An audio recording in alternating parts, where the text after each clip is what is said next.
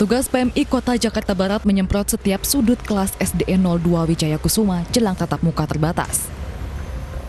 Tidak hanya kelas, sejumlah ruangan lain juga disemprot cairan disinfektan.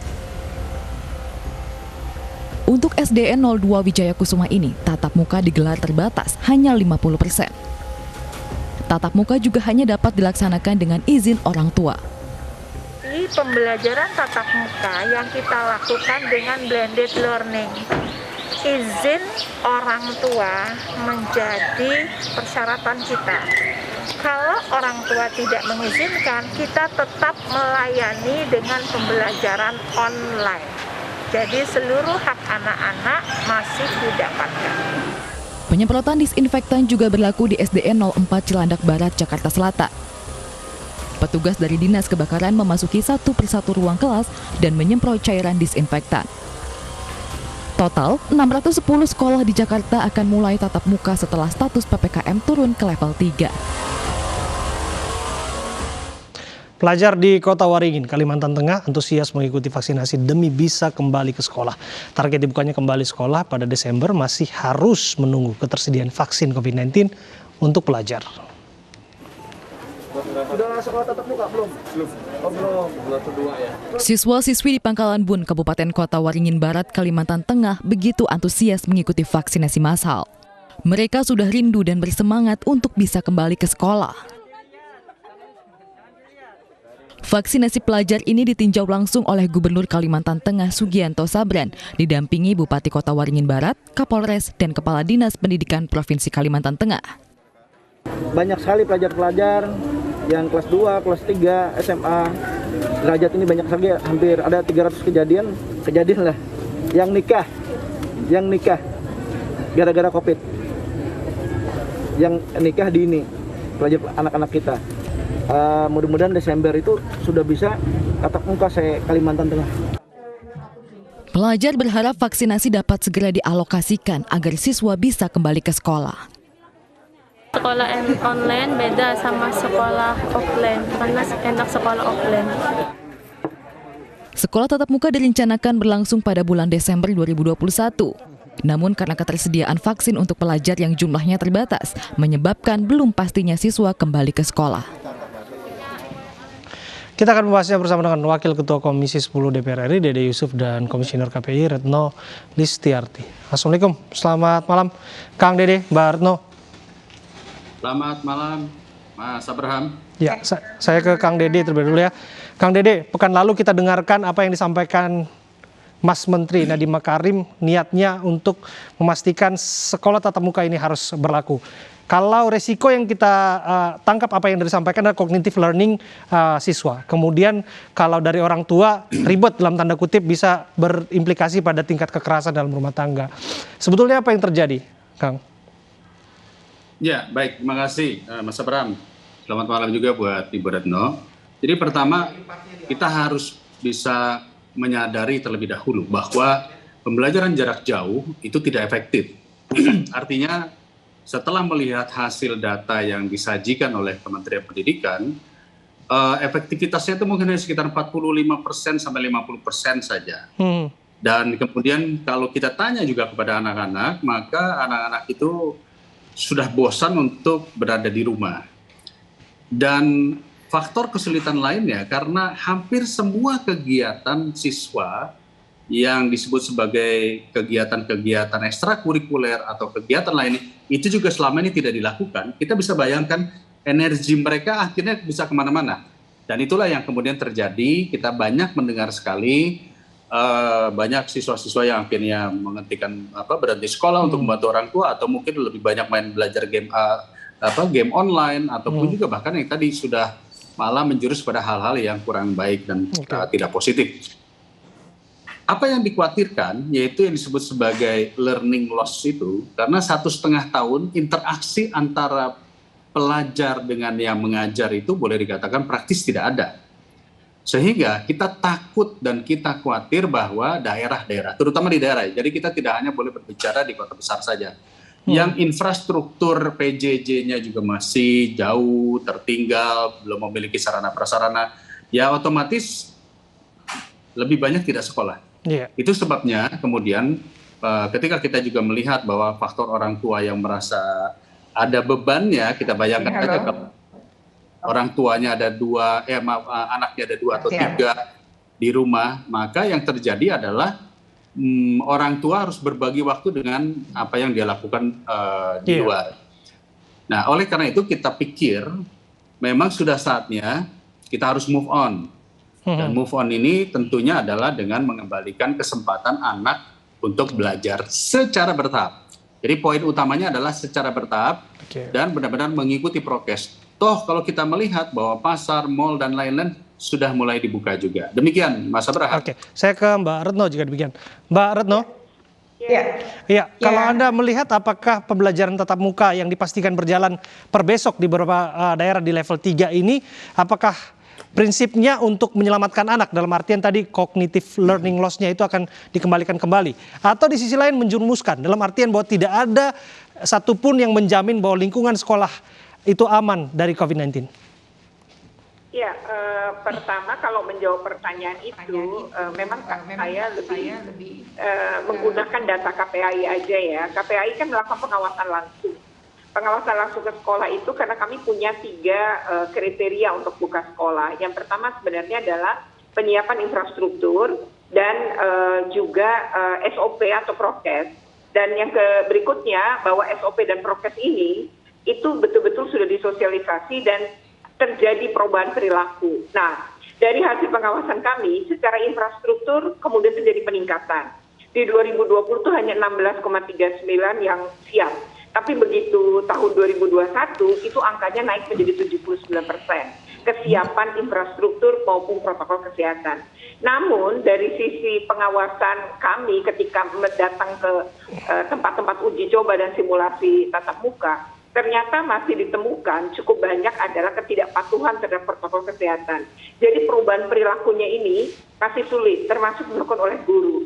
Jadi anak-anak ini ya misalnya protokol kesehatan, saya datang ke sebuah sekolah itu pagi-pagi, kemudian anak-anak datang dan ada wastafel berderet-deret, tapi tidak ada satupun anak cuci tangan. Jadi sebenarnya ini kan ada perilaku yang harus cuci tangan, kok malah enggak. Kedua, misalnya masker. Jadi saya datang, kemudian saya lihat kenapa anak semua masker di dagu, itu SD. Ketika saya tengok ke depan, gurunya lagi nerangin dengan masker di dagu. Kan anak-anak niru. Nah, bahkan ada satu sekolah yang kami masuk ke kelas, karena nggak ada satupun yang pakai masker, termasuk gurunya di kelas itu. Dan ketika saya bertanya kenapa tidak bermasker, bawa Bu masker. Nah, kenapa bawa tapi nggak dipakai? Ada di tas. Nanti dipakai pas pulang sekolah dan berangkat sekolah. Jadi fungsi masker udah mirip helm gitu kan. Nah, ini kan ada kekeliruan dalam memahami fungsi masker. Nah, kami sih hanya yang kayak gitu-gitu. Jadi siap infrastruktur, tapi apakah juga siap merubah perilaku? Itu salah satu. Selain misalnya percepatan vaksinasi tadi ya, kalau data kami untuk vaksinasi, kami baru saja survei dengan diikuti oleh 86.286 responden anak. Nah, ternyata mereka 88% mau divaksin, tapi yang baru divaksin dari angka 80% hanya 35,9. Artinya memang dibutuhkan percepatan vaksinasi, paling tidak kalau anaknya belum divaksin, itu mensyaratkan orang tuanya sudah divaksin. Jadi itu mungkin bisa membantu melindungi gitu ya anak-anak dari meminimalkan lah ya risiko. Oke, saya kembali ke Kang Dede. Kang Dede, kalau apa yang disebut tadi dari Mbak Retno itu menjadi penting karena ini terjadi dalam interaksi antara guru dan murid. Kalau ada istilah guru kencing berdiri, murid kencing berlari. Artian misalnya gurunya divaksin sudah, tapi kan tidak diwajibkan untuk anak yang vaksin ataupun tidak untuk masuk sekolah, itu bukan syaratnya. Tapi kalau misalnya gurunya misalnya lepas masker atau dalam beberapa kasus gurunya juga bercengkrama, tidak menjaga jarak dan lain sebagainya, ya anak ya bisa saja menjadi korban dalam artian pelanggaran protokol kesehatan. Ya. Jadi kemarin juga kita sudah sempat bertanya kepada kementerian, pada Menteri Pendidikan, apakah kita mau menunggu sampai seluruh siswa divaksin? Dan kalau menunggu dengan sistem distribusi vaksin yang mungkin saat ini belum merata dan agak lama, maka kita menunggu 2 tahun lagi sampai siswa semuanya telah tervaksin. Jadi oleh karena itu, dikembalikan bahwa persyaratan utama adalah guru dan tenaga pendidik semua sudah tervaksin. Ya, artinya sudah tervaksin dan pemerintah daerah memberikan izin. Dalam konteks artinya bahwa kalau semuanya sudah tervaksin, ya otomatis sudah harus bisa dibuka. Mau itu 10%, mau itu 20%, itu juga sudah dibuka. Tetapi kalau kemudian pemerintah daerah merasa, sekali lagi, kan pemerintah daerah ini menjadi sangat penting sekali perannya, merasa bahwa wah ini belum aman ini. Nah, sebetulnya pemerintah daerah masih bisa untuk menahan, tidak boleh, tidak perlu dibuka tatap muka. Tetapi kayak misalnya kita berbicara kota besar yang sudah penyebaran vaksin sudah di atas 70%, ya rasanya tidak ada salahnya juga kita mencoba. Toh kalau kita perhatikan tadi saya katakan beberapa tempat, mal dan lain-lain itu sudah dibuka. Nah, kembali kepada culture tadi, masih ada yang membuka, masih ada yang mungkin tidak dipakai dengan benar. Nah, itulah pentingnya tadi pengawasan yang dilakukan bukan hanya oleh pemerintah, tapi pengawasan juga ada orang tua, ada komite sekolah, lalu kemudian juga mungkin dari pihak pemerintah daerah. Mereka tetap harus turun tangan. Demikian. Oke, kita dengarkan apa yang disampaikan oleh Pak Nadiem Makarim, Mendikbud, beberapa waktu lalu mengenai bahwa vaksin bukan satu-satunya syarat ataupun syarat wajib bagi anak untuk bisa ikut pembelajaran tatap muka. Kita dengarkan apa yang disampaikan Pak Nadiem Makarim. Semua di PPKM level 1 sampai 3 itu boleh. Dan vaksinasi tidak menjadi kriteria harus menunggu vaksinasi dulu untuk boleh. Tetapi di level 1 sampai 3 ada yang wajib memberikan opsi tatap muka. Yang wajib itu kriterianya kalau guru dan tenaga pendidiknya sudah divaksinasi 2 kali, artinya sudah lengkap vaksinasinya. Mereka lah yang wajib. Jadinya terutama di kota-kota besar di mana laju vaksinasi itu sudah cukup besar seperti misalnya DKI, kota-kota besar lain misalnya Surabaya di mana vaksinasi itu sudah cukup besar. Disitulah sekolah-sekolah harus melakukan persiapan. Ya, belajar dari apa yang disampaikan ini, saya ke Bu Retno, artinya tidakkah kita merasa dalam tanda kutip ya terkesan egois bahwa guru tenaga pendidik sudah divaksin, tapi anak-anak yang belum divaksin mereka diberikan opsi dalam hal ini untuk masuk pembelajaran tatap muka, di mana kita semua sepakat dalam pengentasan COVID ini kan vaksin adalah benteng pertahanan untuk memastikan bahwa tubuh kita bisa paling tidak mengantisipasi COVID. Bagaimana, Mbak Retno? Iya, pertama kalau kita berbicara soal vaksin ya, kalau WHO kan mengatakan bahwa populasi itu 70% sudah divaksin, baru herd community atau kekebalan komunitas itu terbentuk. Kalau kita bicara guru, jumlah guru itu kan sedikit ya, kira-kira hanya 10% dari populasi di sekolah. Artinya jauh betul dari tadi ya herd community yang tentu yang kita inginkan semua. Nah, oleh karena itu, kalau memang pemerintah mau buka sekolah, mestinya vaksinasi anak ini dipercepat. Yang kedua adalah pemerataan. Karena dari data survei kami, anak yang di kota-kota tadi yang lebih cenderung dapat, anak yang di wilayah-wilayah dalam enggak. Lalu Jawa itu lebih kuat pemerataan vaksinnya dibanding luar Jawa gitu. Jadi menurut kami ya ini harus dibenahi dulu gitu. Artinya taruhlah nggak mencapai 70% ya, tapi setidaknya ada angka yang percepatannya ini akan lebih baik. Kemudian yang kedua, menurut saya orang tuanya atau orang dewasanya kan sebelumnya udah banyak yang divaksin. Nah itu harus dipastikan bahwa kalau anaknya belum divaksin, orang tuanya sudah, mungkin itu bisa membantu ya, melindungi. Karena kan pertama hak hidup yang utama kalau di pandemi, yang kedua hak sehat. Yang ketiga baru hak pendidikan kalau diurut. Artinya kalau anaknya masih sehat, masih hidup, ketinggalan pelajaran itu bisa kita kejar. Tapi kalau sudah masuk sekolah, dipinterin, tapi kemudian sakit dan meninggal kan nggak ada gunanya. Terakhir ke Kang Dede, yang kita tangkap terkesan ada tambal sulam kebijakan di sini, Kang Dede, bahwa kita tahu vaksin itu belum merata disebarkan, jangankan untuk anak, orang dewasa pun sampai saat ini di beberapa daerah kota besar seluruh Indonesia masih dirasa kurang begitu. Tapi bagaimana mungkin kemudian ini berjalan linear untuk memastikan semua kebijakan termasuk pelajaran tatap muka ini bisa berlangsung begitu? Iya, sebetulnya sekali lagi tadi sebagaimana yang saya katakan, Kalau mau nunggu sampai semua siswa, jumlah siswa kurang lebih sekitar 45 atau sampai 50 juta itu tervaksin, tentu masih kita perlu menunggu lagi beberapa tahun. Dengan sifat penyebaran distribusi vaksin yang sampai saat ini berjalannya belum maksimal. Oleh karena itu, ada banyak hal yang harus kita pikirkan. Yang pertama adalah apakah kita siap juga memperpanjang PJJ dengan kondisi seperti ini. Karena sekali lagi, kalau sudah berbicara vaksin, maka kewenangannya ini bukan lagi berada di Kementerian Pendidikan, tapi sudah berada di Kementerian Kesehatan, Satgas Covid, dan lain-lain.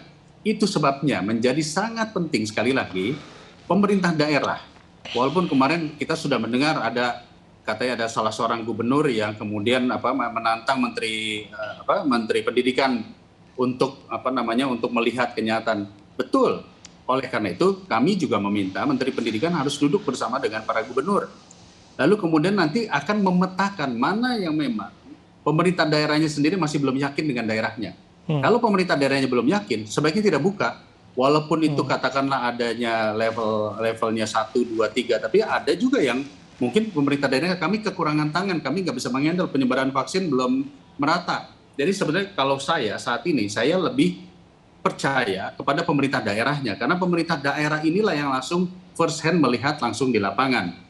Jadi sekali lagi apa yang disampaikan Bu Retno, saya pikir dari sudut pandang perlindungan anak memang benar, kita harus memvaksin anak. Tapi kalau kita melihat dari sudut pandang pendidikan tadi, generation loss atau learning loss-nya, maka kita harus do something agar anak kita nanti tidak malah berlama-lama untuk tidak belajar. Mungkin itu tambahan sedikit saja. Oke, terima kasih Kang Dede Yusuf dan Mbak Retno atas waktunya berbincang bersama kami. Kita garis bawahi butuh kerja sama semua stakeholder, orang tua, siswa, termasuk tenaga pengajar, dan juga termasuk pemerintah yang memastikan bahwa ekosistem belajar aman. Pemirsa, kami akan kembali saat lagi dengan informasi cerita dihapusnya mural di ruang kota belum usai. Justru semakin nyaring. Informasi saat lagi di iNewsroom Weekend.